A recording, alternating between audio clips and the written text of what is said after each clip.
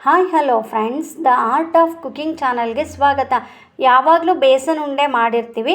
ಒಮ್ಮೆ ಈ ರೀತಿಯಾಗಿ ಚಿರೋಟಿ ರವೆ, ಪಂಪ್ಕಿನ್ ಸೀಡ್ಸನ್ನು ಉಪಯೋಗಿಸ್ಕೊಂಡು ಒಂದು ಟೇಸ್ಟಿಯಾದ ಕಡಲೆ ಹಿಟ್ಟಿನ ಉಂಡೆಯನ್ನು ಟ್ರೈ ಮಾಡಿ ನೋಡಿ. ತುಂಬಾ ಟೇಸ್ಟ್ ಆಗಿರುತ್ತೆ. ಈ ಉಂಡೆ ಮಾಡುವ ವಿಧಾನವನ್ನು ನೋಡೋಣ. ನಾವು ಹಿಟ್ಟನ್ನು ಸಾಣಿಸಿ ಇಟ್ಕೊಂಡಿದ್ರೂ ಸಹ ಒಮ್ಮೆ ಉಂಡೆ ಮಾಡೋಕ್ಕಿಂತ ಮೊದಲು ಸಾಣಿಸ್ಕೊಳ್ಳೋದ್ರಿಂದ ಉಂಡೆ ಟೆಕ್ಸ್ಚರ್ ಚೆನ್ನಾಗಿ ಬರುತ್ತೆ. ನಾನಿಲ್ಲಿ 2 ಕಪ್ಪಷ್ಟು ಕಡಲೆ ಹಿಟ್ಟನ್ನು ತಗೊಂಡು ಚೆನ್ನಾಗಿ ಸಾಣಿಸ್ಕೊಂಡಿದ್ದೀನಿ. ಈಗ ಮಾಡುವ ವಿಧಾನವನ್ನು ನೋಡೋಣ. ಒಂದು ಬಾಣಲಿಗೆ 2 ಸ್ಪೂನ್ ತುಪ್ಪ ಹಾಕ್ಕೊಂಡು ಡ್ರೈ ಫ್ರೂಟ್ಸು ನಿಮ್ಮ ಚಾಯ್ಸು, ನಿಮಗೆ ಯಾವೆಲ್ಲ ಡ್ರೈ ಫ್ರೂಟ್ಸ್ ಬೇಕೋ ಅದೆಲ್ಲವನ್ನು ಹಾಕ್ಕೋಬೋದು. ನಾನಿಲ್ಲಿ ಗೋಡಂಬಿ ಮತ್ತು ಪಂಪ್ಕಿನ್ ಸೀಡ್ಸನ್ನು ಮಾತ್ರ ಉಪಯೋಗಿಸಿದ್ದೀನಿ. ಬೇಕಿದ್ದರೆ ಬಾದಾಮಿ, ದ್ರಾಕ್ಷಿ ಇದೆಲ್ಲವನ್ನು ಸಹ ಹಾಕ್ಕೋಬೋದು. ಕೆಲವೊಮ್ಮೆ ದ್ರಾಕ್ಷಿ ಹುಳಿ ಅಂಶ ಇರೋದ್ರಿಂದ ಉಂಡೆಯಲ್ಲಿ ಟೇಸ್ಟ್ ಚೆನ್ನಾಗಿ ಅನಿಸಲ್ಲ. ಹಾಗಿದ್ರಿಂದ ದ್ರಾಕ್ಷಿಯನ್ನು ಸ್ಕಿಪ್ ಮಾಡಿ ಪಂಪ್ಕಿನ್ ಸೀಡ್ಸನ್ನು ಹಾಕಿ ಉಂಡೆ ಮಾಡೋದ್ರಿಂದ ಉಂಡೆ ತುಂಬಾ ಟೇಸ್ಟ್ ಆಗಿರುತ್ತೆ. ಹಾಗೂ ಪಂಪ್ಕಿನ್ ಸೀಡ್ಸಲ್ಲಿ ಹಲವಾರು ಆರೋಗ್ಯಕರ ಗುಣಗಳಿವೆ. ಇದೆಲ್ಲ ಅಂಶಗಳು ಸಹ ನಮ್ಮ ದೇಹಕ್ಕೆ ಸೇರಿದಂಗೆ ಆಗುತ್ತೆ. ಹಾಗೆಯೇ ಪಂಪ್ಕಿನ್ ಸೀಡ್ಸನ್ನು ತಿನ್ನಿರಿ ಅಂದರೆ ಯಾರೂ ತಿನ್ನಲ್ಲ. ಈ ರೀತಿಯಾಗಿ ಉಂಡೆ ಈ ಥರದ್ದೆಲ್ಲ ಸ್ವೀಟ್ಸ್ ಮಾಡಿದಾಗ ಪಂಪ್ಕಿನ್ ಸೀಡ್ಸನ್ನು ಹಾಕಿ ಉಪಯೋಗಿಸೋದ್ರಿಂದ ಪಂಪ್ಕಿನ್ ಸೀಡ್ಸಲ್ಲಿರೋ ಆರೋಗ್ಯಕರ ಗುಣಗಳು ಸಹ ನಮ್ಮ ಬಾಡಿಗೆ ಸೇರುತ್ತೆ. ನಂತರ ನಾನಿಲ್ಲಿ 1 ಕಪ್ ಕಡಲೆ ಹಿಟ್ಟಿಗೆ 1 ಸ್ಪೂನ್ ಚಿರೋಟಿ ರವೆ ಹಾಗೆ ಉಪಯೋಗಿಸಿದ್ದೀನಿ. ಈ ಪ್ರಮಾಣದಲ್ಲಿ ಚಿರೋಟಿ ರವೆಯನ್ನು ಹಾಕ್ಕೊಂಡು ಸ್ವಲ್ಪ ಚಿರೋಟಿ ರವೆ ಹುರಿದ ನಂತರ ಕಡಲೆ ಹಿಟ್ಟನ್ನು ಸಹ ಹಾಕ್ಕೊಂಡು ತುಪ್ಪವನ್ನು ಹುರಿತಾನೆ ಮಿಕ್ಸ್ ಮಾಡ್ಕೋಬೇಕು. ತುಪ್ಪದ ಮೆಜರ್ಮೆಂಟ್ ಇಲ್ಲ, ನಾವು ಹುರಿಯುವಾಗ ಎಷ್ಟು ಬೇಕೋ ಅಷ್ಟು ತುಪ್ಪವನ್ನು ಬಳಸ್ಕೋತಾ ತುಪ್ಪವನ್ನು ಹಾಕ್ಕೋಬೇಕು. ಕಡಲೆ ಹಿಟ್ಟಿನ ಹಸಿ ಘಮ ಹೋಗಿ ಅದು ಸ್ವಲ್ಪ ಹುರಿದಾದ ನಂತರ ಹಾಗೂ ತುಪ್ಪ ಸ್ವಲ್ಪ ಮೇಲೆ ತೇಲ್ತಿದೆ ಅನ್ನೋವರೆಗೂ ಇದನ್ನು ಚೆನ್ನಾಗಿ ಹುರ್ಕೋಬೇಕು.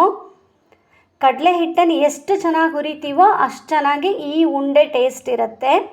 ಆದ್ದರಿಂದ ಇದನ್ನು ಹುರಿಯುವಾಗ ಲೋ ಟು ಮೀಡಿಯಮ್ ಫ್ಲೇಮ್ನಲ್ಲೇ ಹುರ್ಕೋಬೇಕು. ಇದಕ್ಕೇನು ಹೆಚ್ಚು ತುಪ್ಪದ ಅವಶ್ಯಕತೆ ಇಲ್ಲ. ನಾನು ಇಷ್ಟು ಹಿಟ್ಟಿಗೆ ಮಿನಿಮಮ್ 6 ರಿಂದ 7 ಸ್ಪೂನ್ ಅಷ್ಟೇ ತುಪ್ಪವನ್ನು ಉಪಯೋಗಿಸಿದ್ದೀನಿ.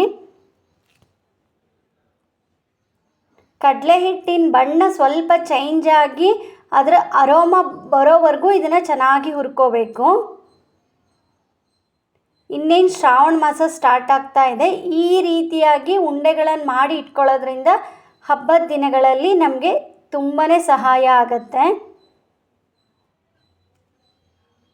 ಯಾವಾಗಲೂ ಬೇಸನ್ ಉಂಡೆ ಮಾಡಿರ್ತೀವಿ. ಒಮ್ಮೆ ಈ ರೀತಿಯಾಗಿ ಚಿರೋಟಿ ರವೆನ ಮಿಕ್ಸ್ ಮಾಡಿ ಉಂಡೆ ಮಾಡಿ ನೋಡಿ. ಉಂಡೆ ಮಾಡಲಿಕ್ಕೆ ಬರಲ್ಲ ಅನ್ನೋರು ಸಹ ಈಸಿಯಾಗಿ ಈ ಉಂಡೆಯನ್ನು ಟ್ರೈ ಮಾಡ್ಬೋದು. ಕಡಲೆ ಹಿಟ್ಟು ಚೆನ್ನಾಗಿ ಹುರಿದಾದ ನಂತರ ಅದರ ಮೇಲ್ಭಾಗ ಸ್ವಲ್ಪ ತುಪ್ಪ ಬಂದಂಗಾಗಿ ಹಿಟ್ಟು ಶೈನಿಂಗ್ ಥರ ಕಾಣಿಸುತ್ತೆ. ಅಲ್ಲಿವರೆಗೂ ಈ ಹಿಟ್ಟನ್ನು ಚೆನ್ನಾಗಿ ಹುರ್ಕೋಬೇಕು. ಆದಷ್ಟು ಮೀಡಿಯಮ್ ಫ್ಲೇಮ್ನಲ್ಲೇ ಹುರಿಬೇಕು. ಇದನ್ನು ಕಡಲೆ ಹಿಟ್ಟನ್ನು ಚೆನ್ನಾಗಿ ಹುರಿದಾದ ನಂತರ ಒಂದು ಪಾತ್ರೆಗೆ ಹಾಕಿ ಇದನ್ನು ಆರ್ಲಿಕ್ಕೆ ಇಟ್ಕೊಳ್ಳಿ. ನಾನಿಲ್ಲಿ 2 ಕಪ್ ಕಡಲೆ ಹಿಟ್ಟು ಹಾಗೂ 2 ಸ್ಪೂನ್ ಚಿರೋಟಿ ರವೆಗೆ 3/4 ಕಪ್ಪಷ್ಟು ಮಾತ್ರ ಸಕ್ಕರೆಯನ್ನು ಉಪಯೋಗಿಸಿದ್ದೀನಿ. ಹೆಚ್ಚು ಸಕ್ಕರೆ ಹಾಕಿದರೆ ಟೇಸ್ಟ್ ಚೆನ್ನಾಗಿರಲ್ಲ. ಆದಷ್ಟು ಸ್ವಲ್ಪ ಕಡಿಮೆನೇ ಸಕ್ಕರೆ ಹಾಕೋದ್ರಿಂದ ಉಂಡೆ ಟೇಸ್ಟು ತುಂಬಾ ಚೆನ್ನಾಗಿರುತ್ತೆ.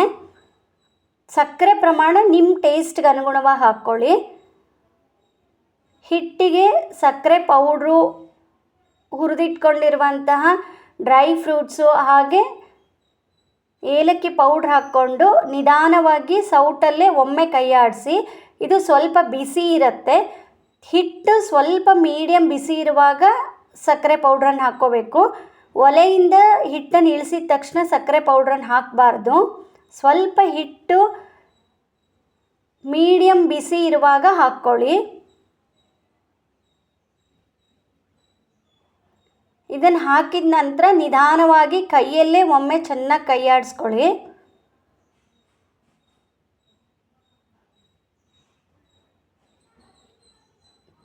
ಚೆನ್ನಾಗಿ ಕೈ ಆಡಿಸ್ಕೊಂಡು ನಿಮಗೆ ಯಾವ ಸೈಜಲ್ಲಿ ಬೇಕೋ ಆ ಸೈಜಲ್ಲಿ ಹಿಟ್ಟನ್ನು ತಗೊಂಡು ಚೆನ್ನಾಗಿ ಉಂಡೆಯನ್ನು ಕಟ್ಟಿಟ್ಕೊಳ್ಳಿ. ಹೀಗೆ ಈಸಿಯಾಗಿ ಈ ಉಂಡೆಯನ್ನು ರೆಡಿ ಮಾಡ್ಕೋಬೋದು. ನೀವು ಸಹ ಈ ರೆಸಿಪಿಯನ್ನು ಮಾಡಿ ಹೇಗಾಯಿತು ಅಂತ ನನಗೆ ಕಮೆಂಟ್ ಮಾಡಿ. ಈಗ ರುಚಿಯಾದ ಕಡಲೆ ಹಿಟ್ಟಿನ ಉಂಡೆ ರೆಡಿ. ಈ ವಿಡಿಯೋ ನೋಡಿದ್ದಕ್ಕಾಗಿ ಧನ್ಯವಾದಗಳು.